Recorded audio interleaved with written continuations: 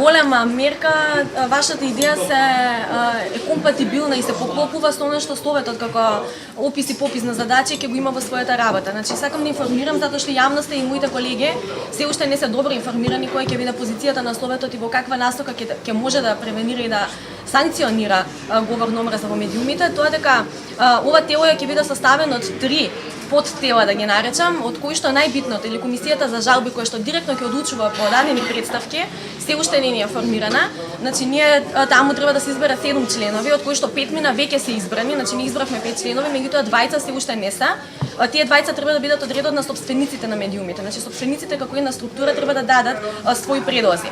Ние имавме неочаен, туку никаков интерес од страна на сопствениците на медиумите, затоа што на првиот оглас не добивме ниту една пријава, ни една апликација. Го продолживме рокот за уште 2 недели, меѓутоа и во останатите 2 недели сега за сега имаме само 4 или 5 пријави.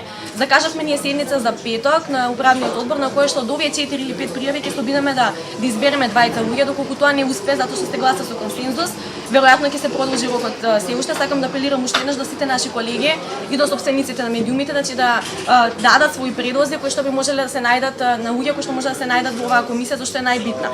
Сега тоа сакав да кажам, го споменавте вие говорот на омраза од новинари спрема новинари. Значи тоа е едно исклучително тешко, исклучително болно, ако не и најстрашно прашање со кое што сега во последно време се соочуваме. Ако ние претходно сме биле сведоци во изминатите 20 на години, да кажам, на говор на омраза кон индивидуи, кон политичари, кон дадени луѓе, представници или истакнати поединци во јавноста, сега она што го гледаме говор на омраза кон собствени колеги. Значи со тоа апсолутно новинарството се девалвира и оди во функција само на властите, затоа што во нивна функција како велат раздели па владе, значи они се сега толку комотни во својата позиција. Зборувам за сите центри на моќ, значи за бизнис центрите на моќ и за сите политички центри на моќ, се сосема комотни затоа што новинарите наместо да ја работат својата примерна работа, тоа е да ги откриваат нивните грешки, да ги презентираат во јавноста, тие се зафатени со меѓусебен колеш.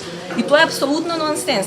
Сега во таа настока ние ќе действуваме, меѓутоа сакам да кажам дека секој говор на омраза ќе биде предмет на расправа на нашето тело. Значи не само точно, не само од страна на граѓаните, туку и самите новинари можат да поднесуваат претставки до комисијата. Сите граѓани, новинари, политичари, значи сите, како што споменавте вие на почетокот, значи сите кои што на овој начин можеби ќе, ако не име целта нели да извлечат пари, некои драконски казни, ако е целта само да се повлече кажањето збор ако бил говор на омраза или било каков друг професионален стандард да е прекршен, зашто нема само говор на омраза да го третираме, тогаш апсолутно ние ќе се занимаваме со тоа.